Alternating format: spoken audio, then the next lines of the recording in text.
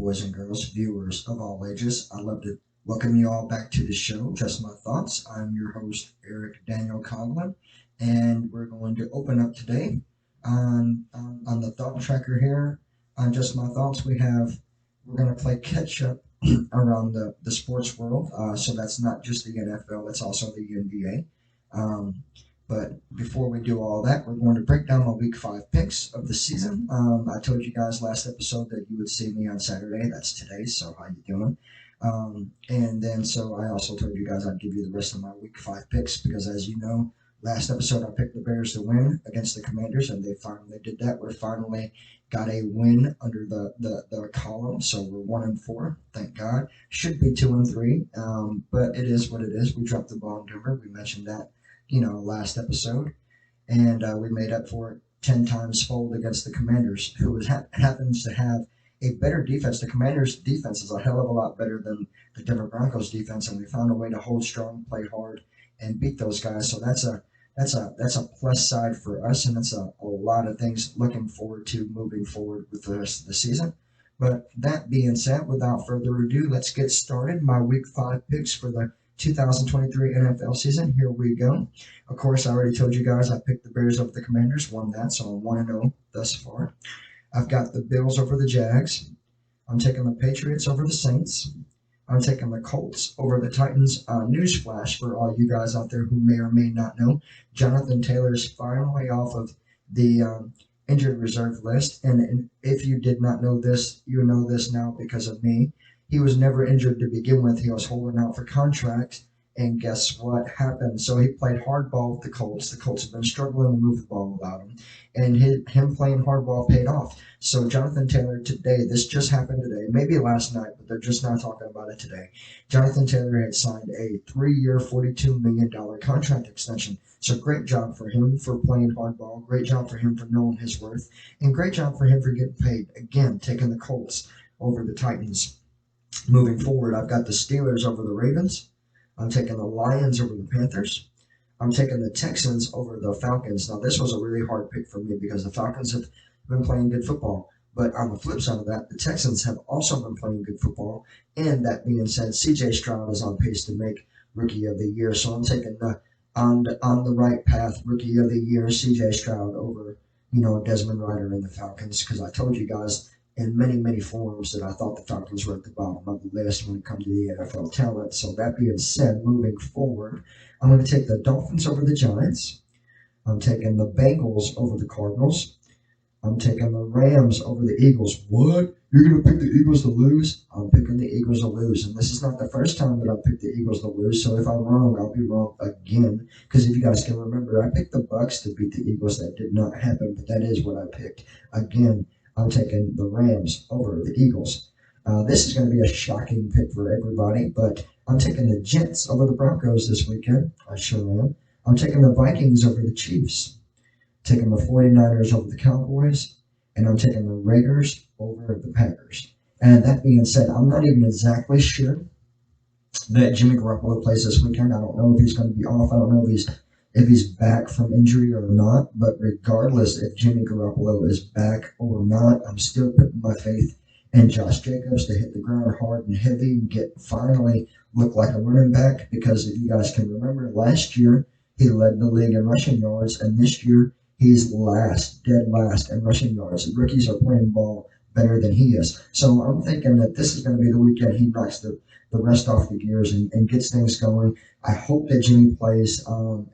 If Jimmy plays, it's a damn surefire win for the Raiders. But even without Jimmy Garoppolo, just Josh Jacobs by himself, and the electric and speed of that defense should hold well against the Packers. Again, taking the Raiders over the Packers. Now that's my week five picks. If you guys have counted them down, there's only 14 games. That's right. We're finally at that part of the season where people are going to get bye weeks. This is week five. This is the first week of the NFL where you're going to start seeing teams get byes. And that's going to start happening. It happened this week. It's going to start happening tenfold around the league. So that being said, so I won't be able to go 10-6. But hopefully I go 10-4, which would be great. That'd be my best record. Again, last week I should have been 11-5, but that didn't go down like I wanted. But this week, hopefully, and and it showed last week that my picks are starting to become a little bit more materialistic. They're starting to strengthen up, and I'm hoping that this week holds the same. I'm hoping that it'd be great to be perfect, right? I mean, that's what everyone wants. They want a perfect number, but that's just I'm not a paid professional, and I'm not one of those guys that are a sports analyst through the cameras of Fox and through CBS and ESPN and all that stuff. I'm not that guy. So hopefully, I mean, that would be like dream goal, right? That would be what I would love to do. But that being said, those are my picks. We're going to now move forward, and we're going to break down a couple of things that's happened in the league, NFL wise.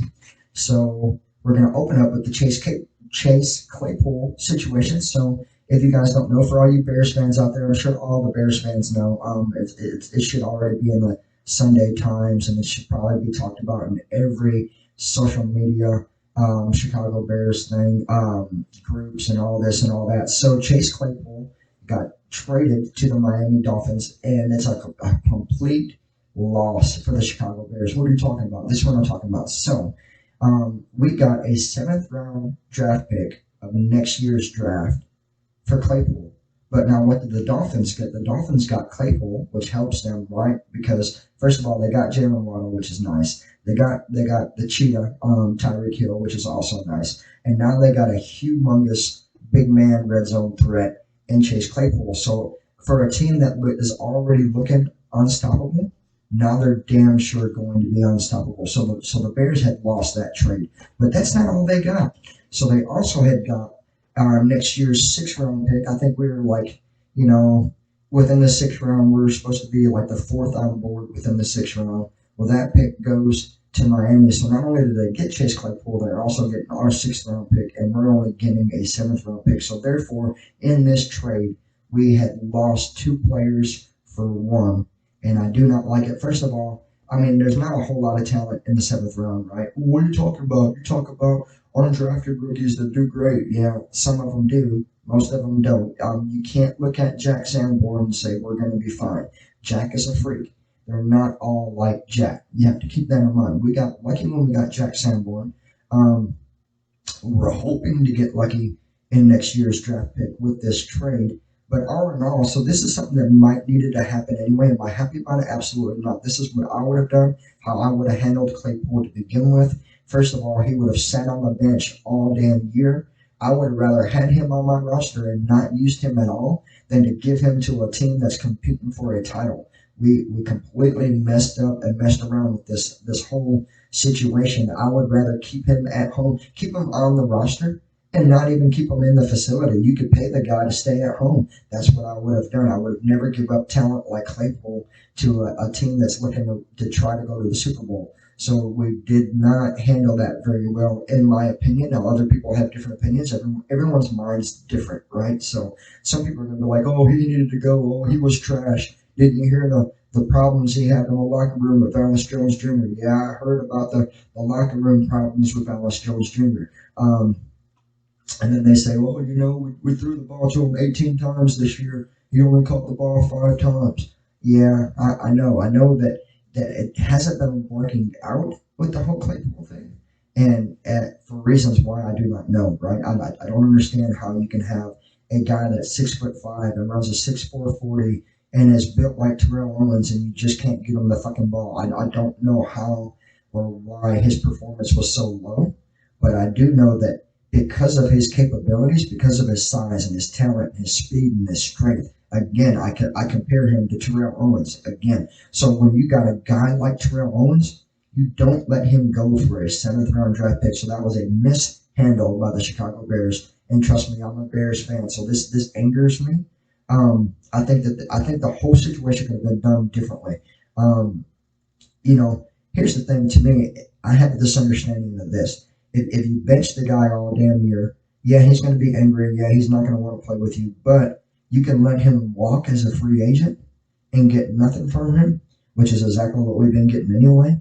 as opposed to getting a draft pick that we had to give up Claypool and a draft pick. You have to understand this is a 2-for-1 deal, and the one is a question mark because we don't know who it's going to be.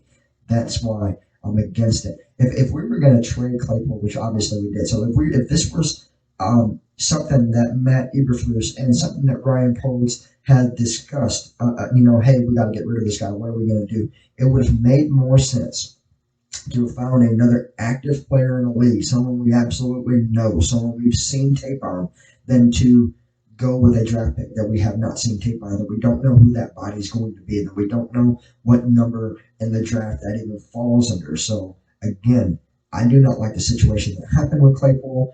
I did not want to lose Claypool. Again, I looked at him like having a bonus tight end. But for whatever reasons, it did not work out. He's no longer on the team because of his bad attitude, because of his desire to talk trash about the coaches. I mean, I get it. Playing both sides of the field, I get it both ways. I get it on Matt Eberflus' side. You don't want a guy on your team that's going to talk trash about you. I understand that. But again, you also don't want to lose a prototype wide receiver. Again, he's the body of a tight end, and he's the speed of a running back. We took a major loss by losing Claypool. That being said, we're going to be moving forward. So we're going to jump into the NBA world because a lot of things have been happening in the NBA, in case you don't know. And again, in case you don't know this, NBA starts today. The very first preseason games for the NBA are today. You can watch, for all you LA fans and all you Golden State fans, you can watch the Lakers and the Golden State Warriors battle each other 7 o'clock tonight. Am I going to be doing that? No. Why? Because I'm not a Lakers fan. Because I'm not a Golden State fan. I am an NBA fan. I am a basketball fan. Basketball is my favorite sport. NBA is my favorite association. But that being said, I won't be watching it because for all you Bulls fans out there, I will be watching it tomorrow night. The Chicago Bulls have our first preseason game next tomorrow night. I do believe it's against the Toronto Raptors. I should have did more homework. And if it's not against the Toronto Raptors, it may be against the Milwaukee Bucks. It may be a division game. But then again, I don't think it is. I really think we're playing the Raptors tomorrow. And again, it is NBA preseason, so all your superstars might not even touch the field or court. I'm sorry. I was talking to NFL and jumped into NBA, so that kind of happens every once in a while. But so ideally, what's probably going to happen, so our big three is Vooch, is Zach, is DeMar. It being our very first preseason game, I expect to not even see those guys play tomorrow night. And if they do play, they're probably going to play for like the first 5 minutes, get their feet wet, run around, shoot a couple of threes, get a couple of dunks, get a few assists, show everybody, hey, we're ready for this year. And then, play our young talents, which we have a lot of. That we're built. A lot of people don't understand that the Bulls are built of extremely young talent. Io is in his 3rd season, which he got extended this offseason. So I wouldn't say that he's going, he's in his extension year because we already extended him. His extension year was last year. But again, this is his year 3 for Io DeSumo. So he's young. I expect to see a lot of Patrick Williams, even though this is Patrick Williams' 4th year on the team. This is his contract year. This is his rookie year. So his sophomore year, he missed all year. In case you guys didn't know that, he played his rookie year 58 games, got hurt. Sophomore year, missed the entire year. Last year, played all 82 games, had a strong 3rd year.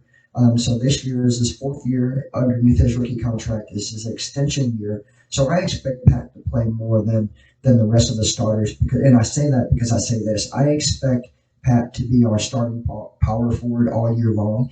The reason why I say that is because we did not do anything during the offseason to bring in a power forward, which means in our hearts we don't think that we need a power forward, which means that we think that we already have a power forward. So expect tomorrow night to see a lot of Io DeSumo. Expect to see a lot of Patrick Williams. Expect to see a lot of Dallin Terry. Dallin Terry might play the entire game. He might even start tomorrow night, just saying. Not that he's going to be starting all year, but again, this is preseason, so we want to see what kind of possessions that he has in store for us for the future, right? So if he's not going to be a strong talent, we're not going to keep him around. So keep that in mind. Dallin Terry will play a lot.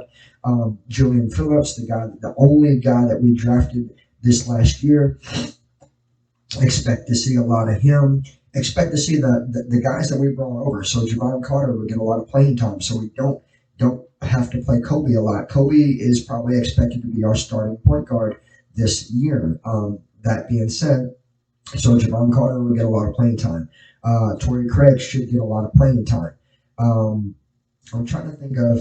Oh yeah, the big cat Drummond. Expect to see a lot of Drummond because we don't use him a lot during the season play. We're probably going to use him a lot during the preseason to see where his mentality is, to see where his mindset is, and to see if he's going to be the number two guy, right? So when Vooch comes off, it's supposed to be Drummond coming on, but a lot of times last year that wasn't the case. Drummond didn't really even play a lot of minutes last year. Probably was the league's least amount of minutes played last year was probably Andre Drummond, which was mishandled by us. Andre Drummond is a freak of nature, so I expect to see him a lot tomorrow night and this season moving forward.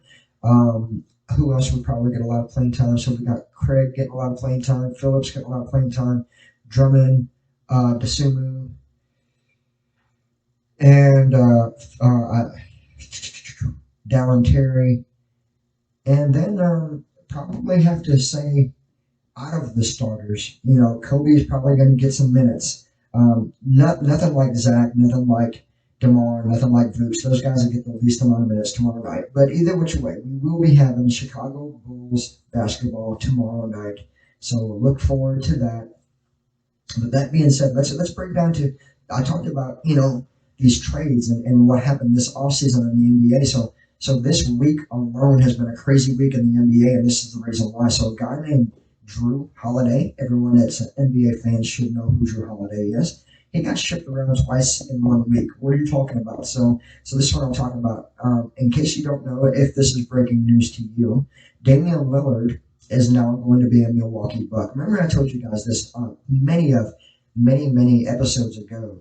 I told you that our division, the Chicago Bulls, the Indiana Pacers, the Cleveland Cavaliers, the Milwaukee Bucks, and the Detroit Pistons have a shit ton of talent, and I expect to see 4 out of our 5 guys in the playoffs, meaning that the Pacers are probably going to be a walk-in team, like we were last year.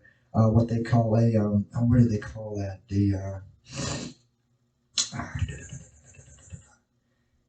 Play-in. There you go. I expect the Indiana Pacers to be a play-in team, and then I expect the Bulls, the Bucks, and the Cavs all to clearly make it. All 3 of us would be within the top 6 spots. So we're that division, our division, my division, is extremely filled with talent, and it just got worse. So Damian Lillard is now a Milwaukee Buck. Drew Holiday is now a Boston Celtic. So this is what's crazy though. So he got traded.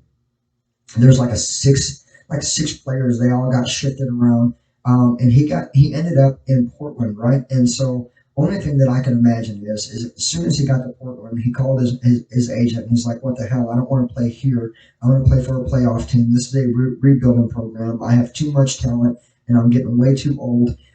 Drew Holiday is entering his 12th season of the NBA. He wants a title, or at least wants the opportunity to compete for a title, and not the opportunity to be the man in a rebuilding program. He's got too much talent to do that, and so and his agent made that happen. So his agent had worked out a deal to where he went to Boston, and really, the sad part is going to Boston. The second deal round, Portland got nothing. Drew now has an opportunity to be an NBA champion because the Boston Celtics have been spending a lot of money this offseason. What are you talking about? I'm talking about, they paid Jason Tatum big money last year. Last year they gave him the 5-year max extension. And so that counted last year, which means they got 4 more years of Tatum. This year they gave Jaylen Brown the same deal, 5-year max extension. So now they got 5 years with Jaylen, 4 years with Jason Tatum. They picked up Porzingis during the offseason for a 1-year deal, just a prove it deal. And hey, I'm sorry, but we're broke kind of deal, right? So if they do great, which I expect them to do, I expect them to be the 3rd best team in the East.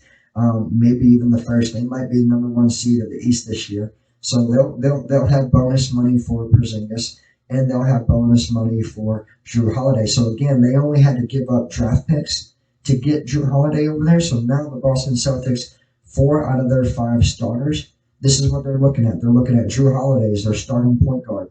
They're looking at Jaylen Brown as probably going to take over their wing. He's probably going to be their small forward. They got Jason Tatum as their power forward, and they got Crispus Porzingis as their starting five. So the only thing they don't really know is who's going to be their number two, who's going to be their shooting guard.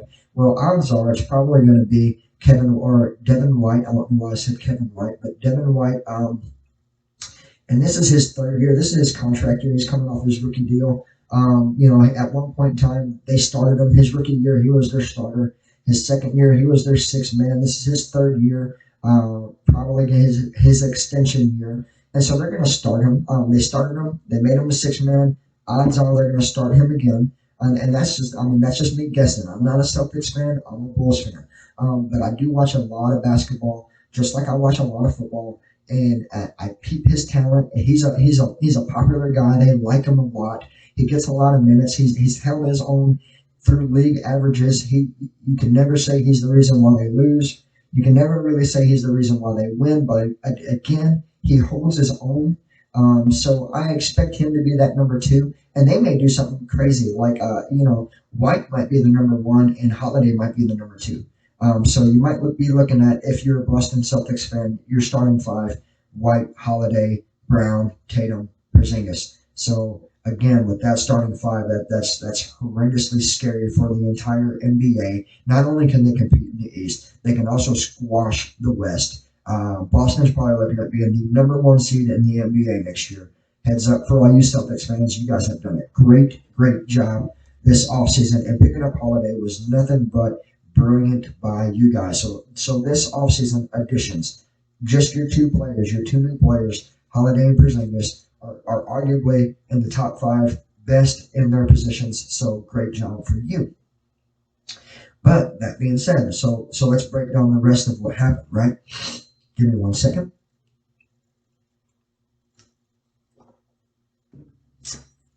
DeAndre Ayton, the big man from the Phoenix Sun, is now going to be a Portland Trail Blazer. It's kind of scary to think about because really I think about it like this. Portland is in the middle of a rebuild, right? But they've been kind of rebuilding. They started their rebuild last year when they picked up Jeremy Grant. They signed Jeremy Grant 4 years, $95 million. That's a pretty good bank account for a guy who has proven himself in the league. He's been in the league roughly 6-7 years, never really been more than an average player, but he got superstar money. So, I don't know what the mindset of Portland was, but that was one of them. That being said, so now they think bringing over Ayton, they think that's going to be two of their big three. Now they're thinking they're going to be DeAndre Ayton, they're going to be Jeremy Grant, and they're going to be whoever their starting point guard is, or their next best player. Which that's not all they got. They got a couple of other players out of that deal. And I had it all written down, and I had all my homework in front of me. But here's the thing. So Holiday was supposed to be part of that big three, but again, like I said, he threatened not to play, and because he threatened not to play, he got shipped to Boston. So they're looking at youth. There's no more CJ McCollum. He's in New Orleans. Now there's no more Damian Lillard. He's in Milwaukee. So there's a lot of questions for Portland, and I expect them to miss the playoffs. They have been okay. So they've missed the playoffs even when they had Damian Lillard, which is why Damian Lillard wanted out to begin with. See, Damian Lillard was a lot like Drew Holiday. He was like, look, we fucking suck. We have no talent. I'm one of the best in the league. I want a title. That's why he went to go play with the Greek freak Giannis. The problem is this.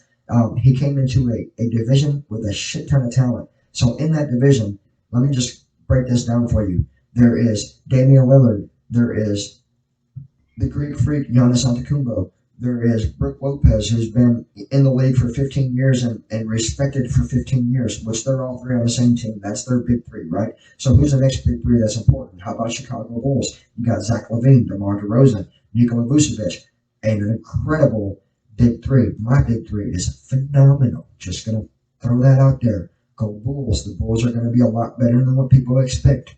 Okay, that being said, there's also in Cleveland. They got the man. Come on, who's uh, Mitchell.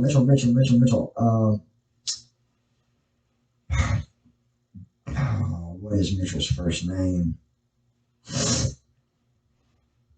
I'm missing out on his first name.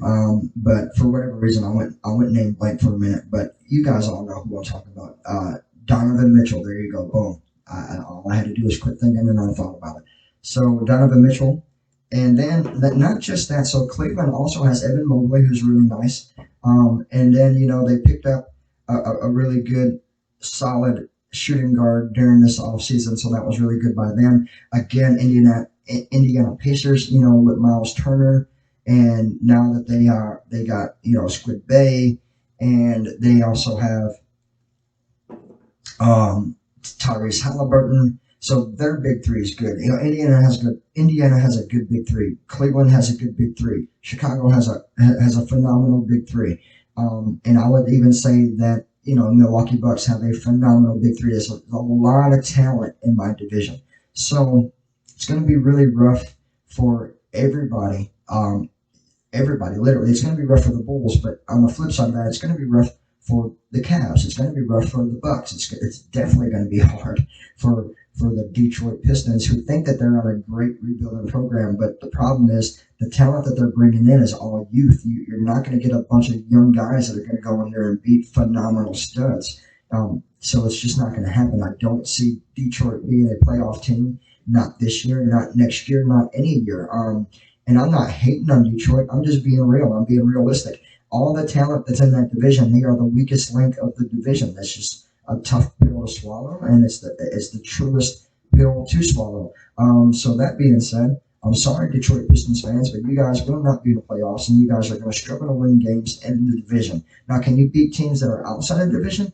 Absolutely. You'll beat guys like well, I don't know, like Houston Rockets maybe. You'll beat anybody that's rebuilding, but you're not going to beat anybody in our division. You can mark my words on that. Maybe get lucky and get a game here. You might beat Indiana once. You might beat us never. you might only could beat the Indiana Pacers once in our division. So just keep that in mind. I'm not hating on you guys. I'm just telling you where you stand. Where you stand is the bottom of the barrel of the Central Division of the NBA. How you doing? And now my cigarette has went out. Okay, so anyway, back to the trades. So the way it worked out, Portland, Phoenix, and Milwaukee were all part of that deal. So Phoenix is looking pretty confident, and they think they're going to win their division, right? So now they got Yusuf Nurkic, who's a very respected center. I would say he's easily in the top 10 starting centers in the NBA. And of course, they got KD. And then last time we talked about this, I told you guys that secretly I thought that KD was going to be their center, but I was wrong because they ended up working out trade deals to get a center. So now KD will be at his truest form at the stretch power forward position, and Yusuf Nurkic is going to be what he's born to be, and that is a dominant center, a dominant force in the paint, a dominant rebounder, an inside scorer. I mean, this dude is great. If Chicago would have picked him up, I would have been happy, except for the fact that I love Vooch so much that I don't need Yusuf Nurkic. But had we had lost Vooch, I would have loved to got Nurkic. So great job, great pickup by the Phoenix Sun. They might be the odd favorites of the West. You think about it. You think that they just picked up Bradley Beal. Now they got Nurkic. They got KD. And they got the man that can score 72 points in a game. He's already done that. So um, they are clear odd favorites to win the West, in my opinion. Now I understand Golden State's got a lot of talent, and I understand it's hard to beat Clay and hard to beat Steph, and it's hard to beat Draymond. But I also understand this. That's been the same team for a decade, and they weren't the number one team in the West last year. They haven't been number one in the West in the last 3 or 4 years. So everyone has kind of figured those guys out, and their talent is dwindling. So the West is kind of, I would say that it was wide open until this trade went down. Once Phoenix had cleared up and got a guaranteed center, that was really the only missing piece that they needed, and they got it. So I would say the Phoenix Suns are probably odd favorites to win the West. And that's how they feel. That's how I feel. I feel like if you're an NBA fan, if you pay attention to the NBA, if you watch a lot of basketball, all of you guys should be seeing the same thing that I'm seeing. When it comes to the West, it probably belongs to the Suns. So let's talk about things that didn't happen. Oh, well, wait a second. I just had read that the other day, and now I don't even remember. But things that didn't happen. So Miami didn't hardly change at all outside of Jimmy Butler's new hairstyle. I'm pretty sure the whole world has seen Jimmy Butler's new hairstyle, looking like a thrashed out emo high school kid. I don't know what he's got going on with his hair. But last year, so he put all those dreads in his hair last year, looking like he was a street thug. This year, he looks like he's an emo kid. Years before that, he had the baby fro in Chicago. He's always doing something different to his look.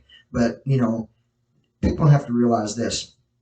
You can change your look all you want. It doesn't change your style of play, right? Which is great for him because, in my opinion, I think as far as what a basketball player is, I don't care who's all in the league, and I don't care how popular it is to say this. Jimmy Butler is the best basketball player in the league. He's the only player in the NBA that fills the stats of everything there is to do. He gets steals, he gets rebounds, he gets points, he gets assists, he gets literally everything that you can record in a basketball stat. Jimmy Butler does it. He's a stat sheet stuffer. But again, they didn't really do anything. They didn't pick up nobody new. They didn't work out any trade deals. They are looking at taking who they were last year and who they have been for the last 2 or 3 seasons, and they're gonna run it. They're gonna run the show. So where do I see them falling? Because they competed for a title last year, and they competed for a title in the COVID year, and they had the best basketball player in the league, Jimmy Butler. This is what I think. I think they decline.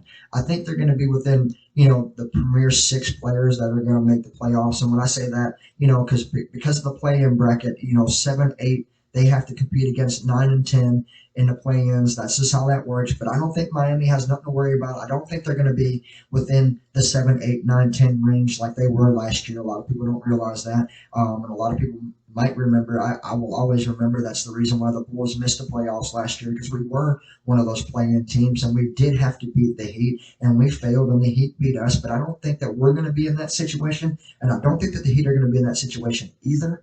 But I do think that they got a lot to worry about, and this is the reason why. I think because they're in the same division as the Atlanta Hawks, who I think are extremely good, by the way. DeJounte Murray, Trey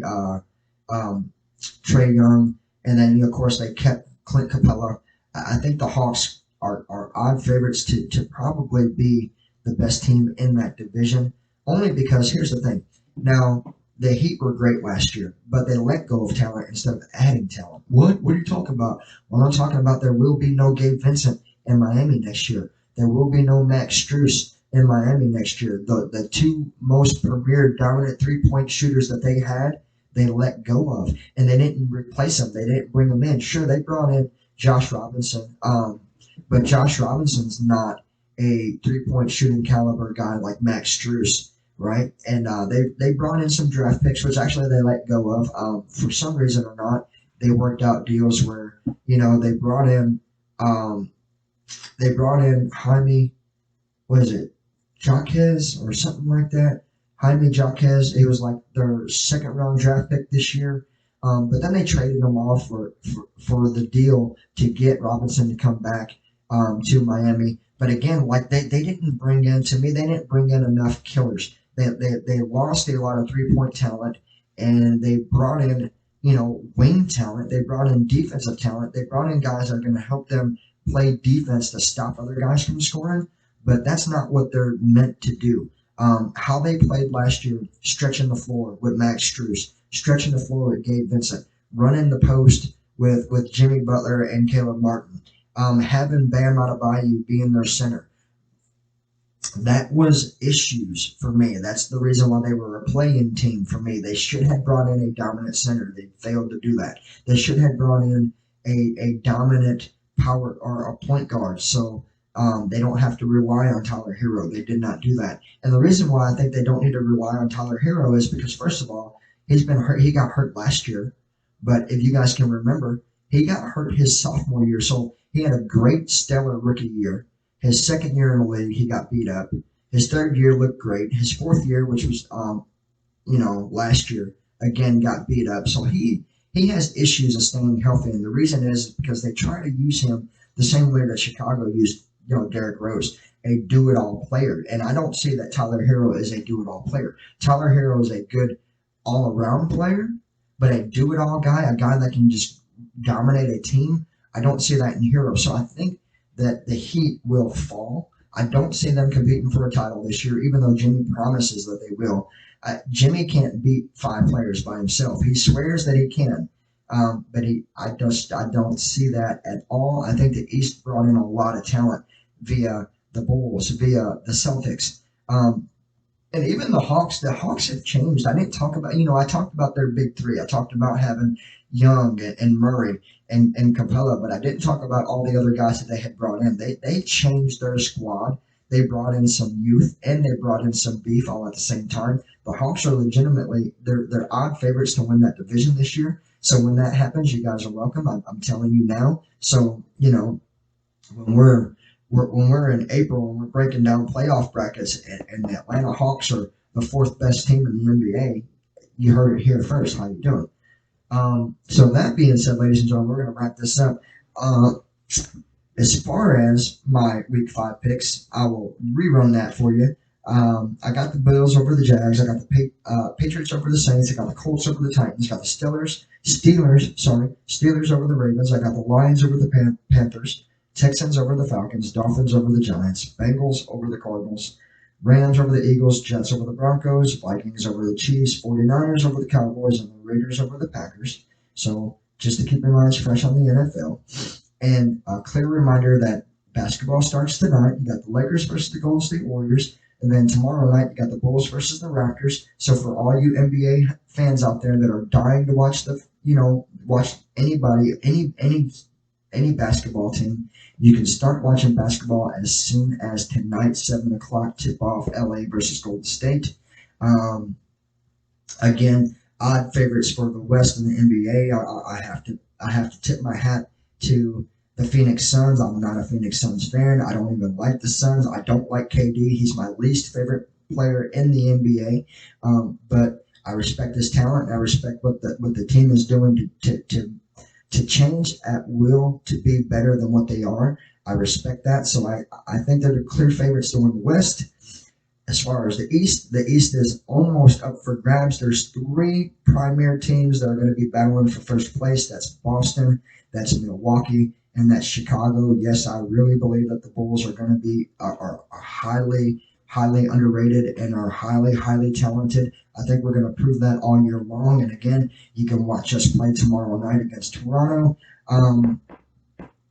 So we could be clear favorites to win the East, assuming things go in our favor. We stay healthy all year long, and then we get help by other teams getting hurt. Say Boston loses Tatum, that would help us. Say Milwaukee loses Dame, for instance. All this big money, all this, the big talk about Dame and the Freak playing together. Well, what happens if Dame goes out there and breaks his ankle? This is the NBA. Anything can happen. So that being said, don't be surprised if the Bulls are the most talked about team in the NBA this year, because as far as just my thoughts go, you're going to hear a lot about the Chicago Bulls via this channel. How you doing? Ladies and gentlemen, you enjoyed the show, you like what you heard, you enjoyed what you see, always feel free to like and subscribe to the channel. And if you're feeling generous, always feel free to cash out me, Erick Daniel Coughlin, #Coughlin Pride. Have a nice day.